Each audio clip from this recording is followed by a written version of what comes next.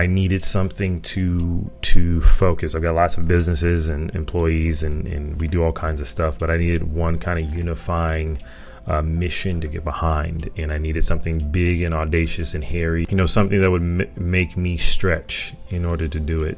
And that's what 100x Impact is. Our goal is to help entrepreneurs generate basically $1 billion inside of 5 years. And the mission that we're on, it's not doing it with guesswork. It's all about doing it with guidance and grit and growth and systems that scale. So the goal with this was to kind of send up a flare and find a tribe of people who are really looking to hit 6 and 7 figures, and give them the tools and the frameworks and the support that they need in order to hit it and achieve things.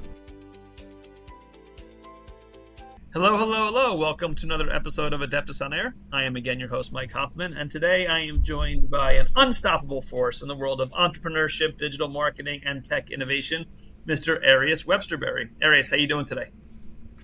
Doing amazing. How about you? Good. Appreciate you taking the time to chat with us today for a little bit. Yeah, thanks for having me. No problem. So you are the founder and CEO of WebsterBerry Marketing, Ignite Funnels, and launch Ignition AI, which is a cutting-edge AI platform. Seems like you keep pretty busy during the day.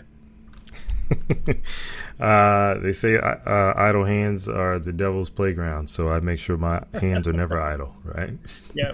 Now, your story, it's amazing. You talk about, resilience, overcoming obstacles and so forth like that. And you would literally be the poster child for that, which is quite impressive. But let's kind of talk about, if you don't mind, starting back, you way before you thought about what you wanted to be when you grow up, some of the challenges you faced as a child.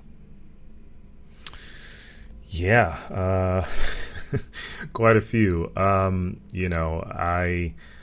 a kid from Dallas. I grew up in Dallas, Texas, and when I was, in I think maybe the 7th, 8th grade, we moved to San Diego, California, and I had faced a good amount of challenge before then. Before the age of 18, I lived in 12 different homes, 3 cities, 2 states. My father had a full ride scholarship to Rice University for basketball. Very charismatic, smart, lovable guy, tall guy. And he got wrapped up in what we now call the opioid crisis. Yeah. And he struggled with addiction for the better part of 15 years. And eventually he lost that battle with violence with police officers and a traffic stop, and he was killed by police officers. So, that had it had an impact on me, right? Yeah. It was tough to have the only male, a parent no less, but a male that's supposed to help usher me into life as a man, no longer be there. And also it done in a very violent way. Yeah. And so that was tough, and it had a profound impact on my focus in school, my performance, my emotional state. Mm-hmm. And somehow I graduated high school and went off to college. In my freshman year, my mom was involved in a domestic violence situation where a man struck her and she defended herself, and a weapon was involved, a knife, and the courts deemed that she went too far in defending herself, so she ended up going to jail for a couple of years, or she was sentenced to a couple of years. So again, at a critical juncture in my formative years, right? My freshman year in high school, my dad passes.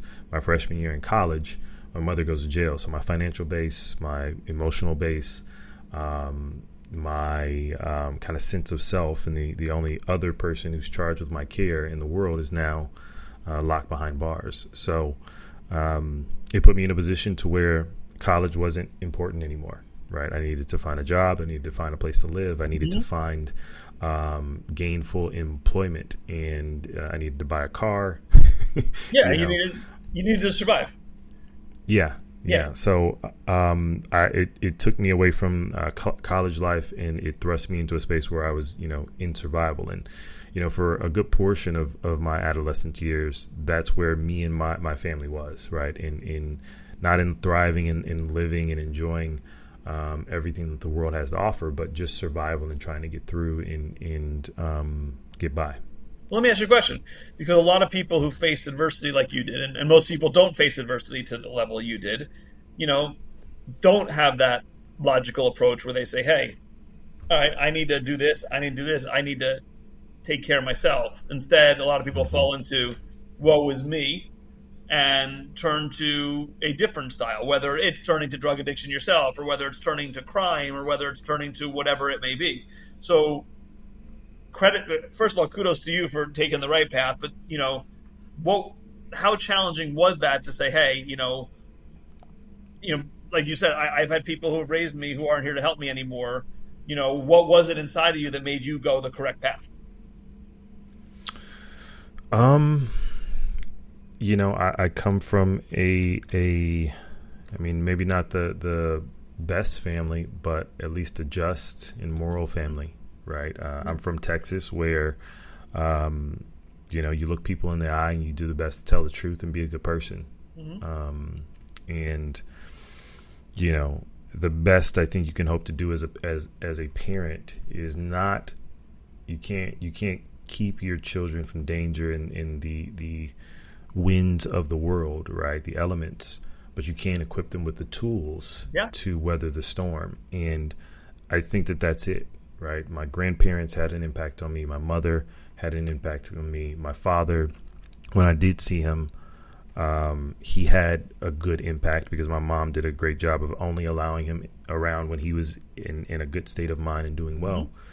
I think that is what pushed me forward, right? To make good decisions, is that I had good values instilled in me early on. And, we didn't have much, but I did have a good head on my shoulders, right? I think that's really it. So you left college to kind of take care of yourself and for yourself. So now walk us through, how you go from, I don't want to say college dropout, but someone who left college to kind of, for good reasons, to being so successful now. Yeah, I was and am a college dropout. And, for a while, I was ashamed of that, right? I used to tell people that I graduated or I went to this school or that one, simply because everyone I was around had college degrees. And I actually remember distinctly being in I was going for a position at this company called Meltwater. And they had like hundreds of applicants. They had some townhome in the middle of downtown San Diego, or I think it was Little Italy. And I remember pulling up and there was just 100+ people that were trying to get this job. And they went through several interview rounds and I made it into, I think, like the top 10. And I remember distinctly sitting in this really hot room. It's like windows everywhere. It's in San Diego in the middle of summer. Yeah. And I'm sweating bullets. And I remember one of the interviewers asking me, why didn't you finish college? Or I think at the time I was going through online education. She's like, well, why are you going to a school that's online? And I remember thinking, I was so irritated, right? Because I'd gone through all of these things and somehow I still figured out how to get back into school. Yeah. And I just looked her in the eye and I said, because I didn't grow up with a silver spoon in my mouth, because, my parents are no longer around to help me and I'm still trying to get my education. I don't have the luxury of going to school full time like many people that are probably in this room. Yeah. Needless to say, I didn't get the job, but, but you said you yeah, I did these things and I realized that instead of me being ashamed of the fact that I did drop out of college, it's a testament to my resilience that I'm still going forward, right? 100%. And that's really what I learned through this experience, right? Is that no matter what the world or life throws at me, I can make it, right? I am built to not only survive but thrive, right? Yeah. I've since then been able to build companies, and I've done concerts with Grammy Award winning artists, and I've got awards and all these different things, but it's simply just because I refuse to quit. Yeah. So good for you. So all right, so now let's take it even a little further. So now you're going through this, you're looking for jobs and so forth. So when did you kind of enter the world of entrepreneurship, where it's like, okay, I'm not going to go work for someone else. I'm going to create jobs for other people. I'm going to create, something that I could be, that I can run with. Yeah. So I think one of the turning points. I'm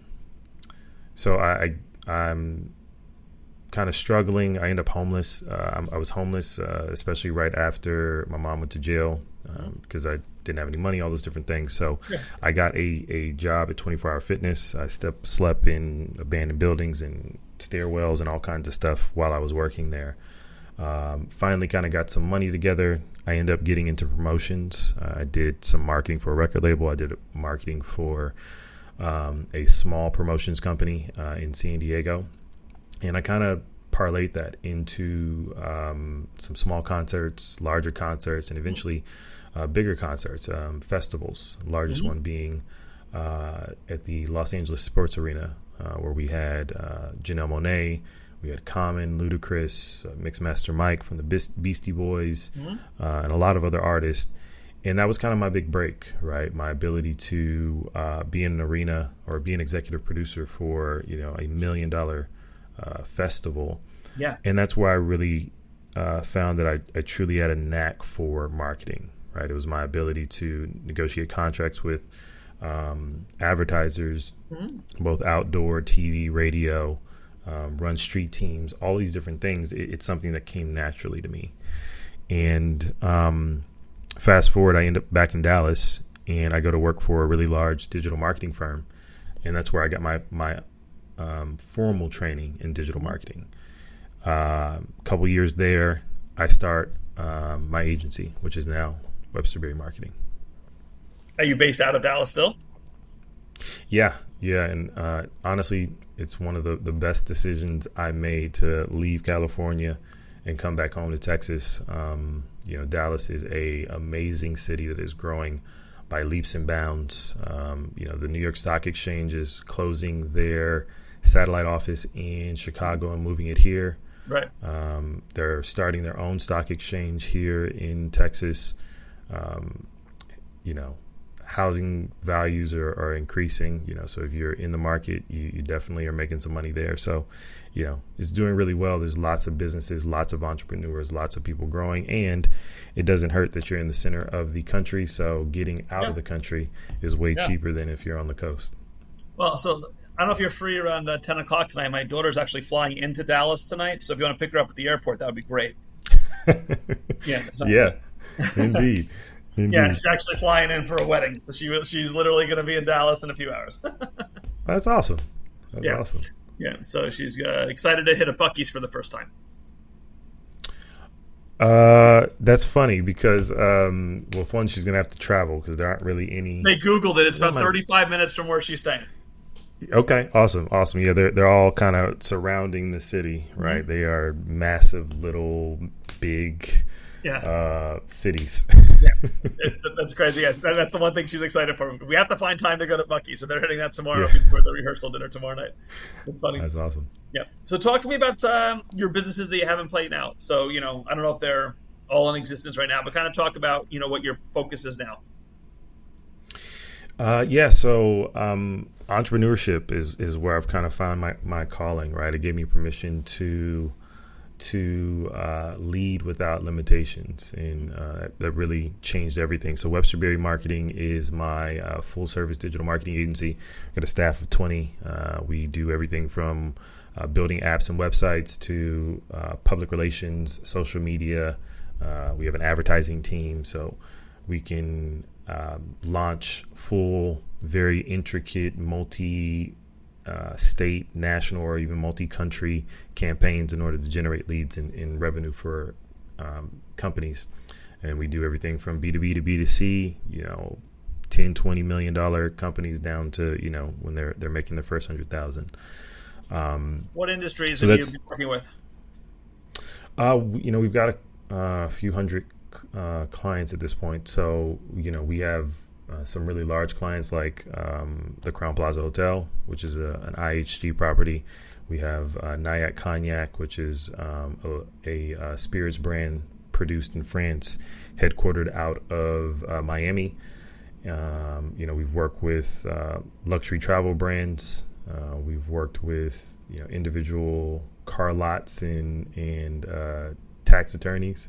Mm-hmm. We even have a senator as a client. So, kind of everything in between. Yeah. So to me, it's always, there's like this fine line between, like, if you're working with a senator, for example, to me, there's always a fine line between like marketing, advertising, and public relations. Mm-hmm. And it sounds so, like, for a senator, without obviously disclosing who it is or whatever, for like that kind of relationship, is that more of like a public relations kind of thing as opposed to necessarily a marketing type function? Actually, it's funny. The way that started was very much public relations. That particular senator was having an issue with a public issue with a rapper, a very well-known rapper, okay, because of some policy differences in business. So that's where he kind of came to us in order to help him navigate those waters, with someone who has a huge platform. Mm-hmm. And from there, we said, hey, we can also help with social media. We can help with this. And he also has another business. So we start working with that as well. But it definitely is a blend of all those things. It's one of the reasons why the last year or two, I built in the PR division in my company, because I saw that need for kind of those wraparound services of, hey, yeah, we can run ads for you, we can do content and social media, but we also need to make sure that we get you in, magazines, newspapers, radio, TV, and then have that all in a unified strategy. Yeah. Now, obviously, one of your businesses focuses on AI, but obviously AI is, it's all people in the business world seem to be talking about nowadays. In your industry, we'll start with that. How does AI play into, marketing and so forth like that now, and how do you see it playing out in the next 5 to 10 years? AI is kind of taking over all things, really. Marketing is definitely one of those. We're usually the early adopters of all technology, right? Anything we can figure out to get an edge, right, and improve results. But, we use AI in our agency. We have another company called Ignite Funnels, which is a all-in-one business management and marketing system. And then we also have Launch Ignition AI, which is meant for founders and businesses that are kind of in their first 3 years, looking to set them up to scale to 6 and 7 figures. But, I think that AI in marketing isn't about replacing humans. It's about replacing the guesswork with real strategy and helping you to avoid burnout, because a lot of entrepreneurs, a lot of founders, they get to a point where they're starting to win, but they get really burnt out. Stress levels go up, leads to health issues. So, AI in marketing allows you to take smart tools that learn the patterns of what works and what doesn't, so it can help you make smarter decisions and faster. And we use that a lot, right? We use that in our meetings, right? All our meetings are recorded. It gives us summaries of what we said. It creates tasks. Mm-hmm. We've actually deployed some AI employees internally, and we're starting to do that for clients. So they analyze data, they set meetings, they kind of do some advanced work in finding or doing research on prospects and clients, so that you walk into a meeting with enough information to be dangerous. It also helps us in ideation when it comes to creative, right? Both in ads and on the content side. And then even interacting with people. So, having conversations that speed to lead concept, making sure that you're the first one to get to them, instead of, hey, they sent a message at 8 p.m. last night and you don't see it until 8 a.m. in the morning. Mm-hmm. The person who usually responds first is the one who gets the sale, right? Yeah, absolutely. So, we're deploying those things omni-channel, both voice, text, email, social media, live chat on websites, and having all of that stuff come into one place. AI is just, it's replacing people that don't truly understand how to put that in place to exponentially increase their ability to function. Mm-hmm. Interesting. Now, obviously, digital marketing, I don't want to say it's a new phenomenon, but it hasn't been around forever because obviously the digital age is, relatively new in terms of business and evolving so much the past few years as social media has really kind of taken off more so from the business side. I mean, when social media first came out, it was, I think more literally for social and fun stuff, but now obviously it's become very business driven. Are there any general strategies? I mean, obviously you customize strategies as you're learning your client's business and how it can help them. But if there was any business, if you had to give one or two pieces of advice from a digital marketing perspective that you would give to any company across the board, regardless of size, industry, location, and so forth, what would be those two things you'd tell them? I would say one, the key that most businesses are struggling with are leads. Right. Mm-hmm. And quality leads. I think one thing that many businesses don't focus on is developing very rock solid lead sources. Mm-hmm. They're always focusing on leads, but they don't focus on the source, right? And developing that source so that it's an evergreen and a well that you can draw from at any point with predictable cost and results. So first thing is you paying a lot of attention to where your leads are coming from. Mm-hmm. And set up attribution models, which is a fancy way of saying know where your leads are coming from, but you need to automate that data so that you can make decisions. So, yeah. If you are going to networking events and, you're meeting people, well, you need a form that somewhere says, hey, this is specifically from networking, not just another form or another contact in your CRM. There needs to be some tag or something on a graph or a spreadsheet somewhere that identifies that it came from there. Or if you're running ads, you need to be able to attribute that to, Facebook ads or Instagram ads. That allows you to make the decision that, hey, I need to spend more money on Facebook. So I would say just that thought of focusing on the attribution makes a big difference in how you approach your day and where you spend your money. The second thing I would say is the secret to scaling the business is strategic systems, right? People ask me all the time, how do you scale? Mm-hmm. And the answer is really simple. It's systems before scaling. So in our business and for our clients, we started designing businesses that don't need me to be present 24/7 to be profitable. And that's where things like AI and automation and workflows, AI-assisted marketing, all of those things create repeatable and predictable results. And the mindset behind that is what I like to call kind of systemic survival. It's what we've kind of helped me transition from my hustle to really high performance in running multiple businesses.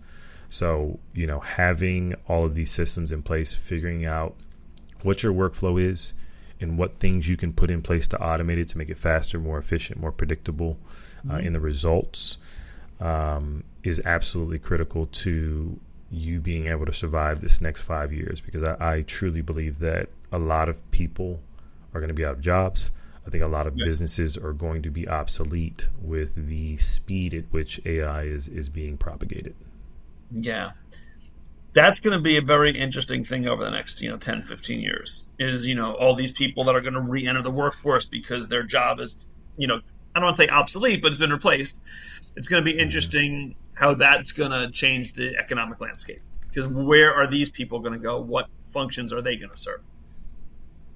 Yeah, I don't think that most people truly understand.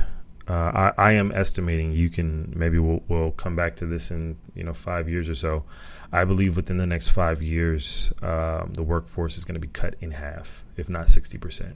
I think that the vast majority of people are low skill workers, and that's been okay. There's nothing wrong with that. You don't have to be a brainiac. You don't have to be a high level manager or an executive. You don't have to be an entrepreneur. I think that, the average worker is the salt of the earth, and that's what America's been built on. Yeah. But I believe that we're in a space where most of those jobs are going to be wiped out. And I don't believe that most people are truly paying attention. And I think that they believe they have more time than they actually do. I think that a lot of entrepreneurs that are doing things, that are shoulder up are being replaced. I think that it's going to be hard for them to compete with companies that have already put these measures in place. And I think they are going to re-enter the workforce. I think they're going to be looking for a place to take their talents, and I don't think that a lot of people are going to be buying. So I think people think it's 10 to 15 or 20. I think we're in the 3 to 5. That's what I think.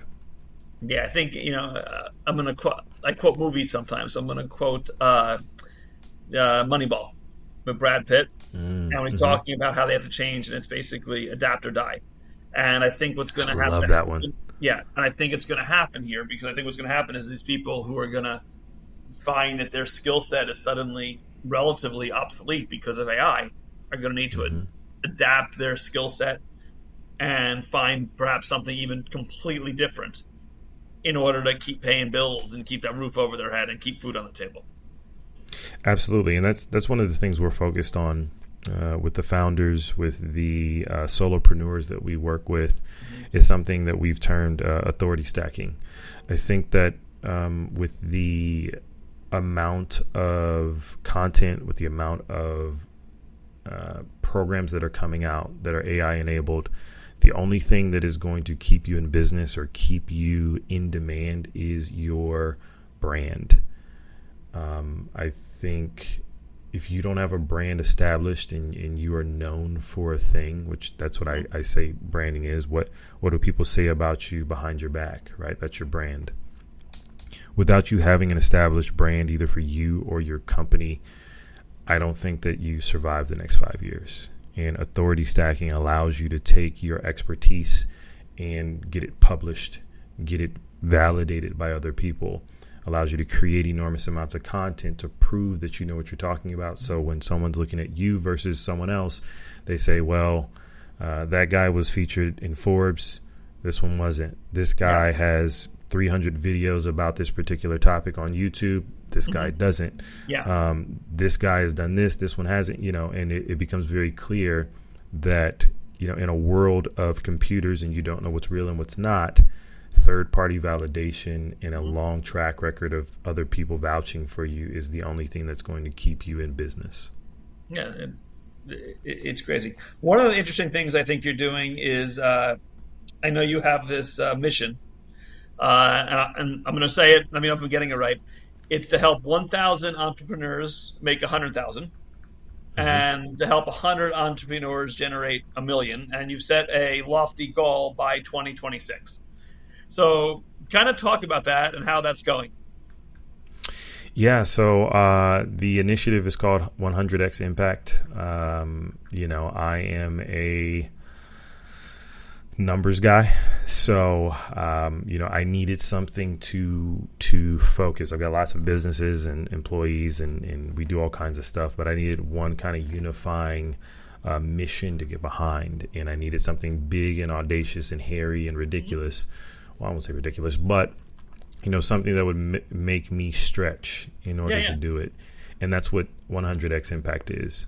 Our goal is to help entrepreneurs generate basically $1 billion inside of 5 years, right? So you take that number, that's an annual of basically 200,000 a year. 5 years, we've helped impact to the tune of $1 billion. And the mission that we're on, it's not doing it with guesswork. It's all about doing it with guidance and grit and growth and systems that scale. I think a lot of people are getting a lot of information from random gurus online, and they get conflicting information from one person to the next.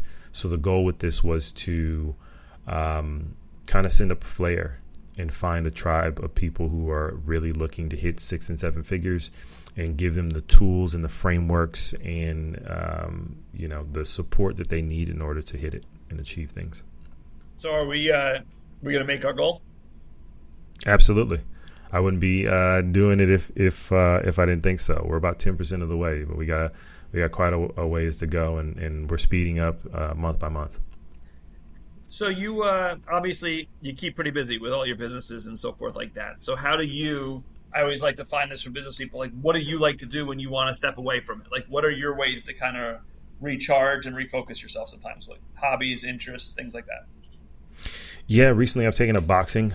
I just joined this elite men's group. It's all about being top 2% in all areas of your life: family, fitness, faith, and finances.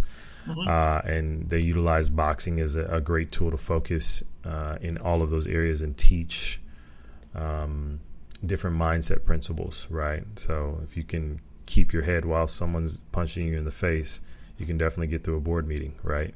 Yeah.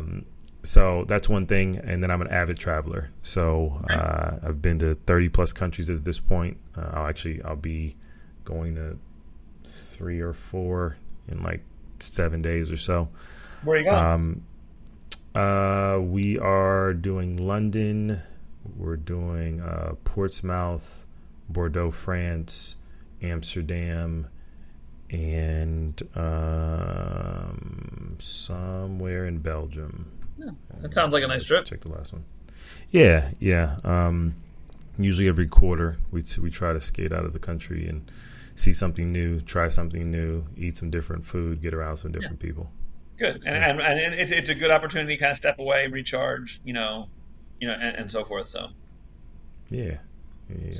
So 10 years from now, obviously you're in an industry that is constantly evolving, so you don't know what things are going to look like 10 years. But 10 years from now, in your what I'll call your entrepreneurial conglomerate of all your businesses, where would you like to see?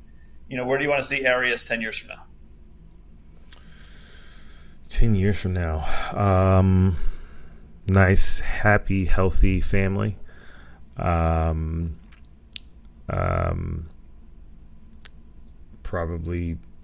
10x the vision that we have now for 100x impact.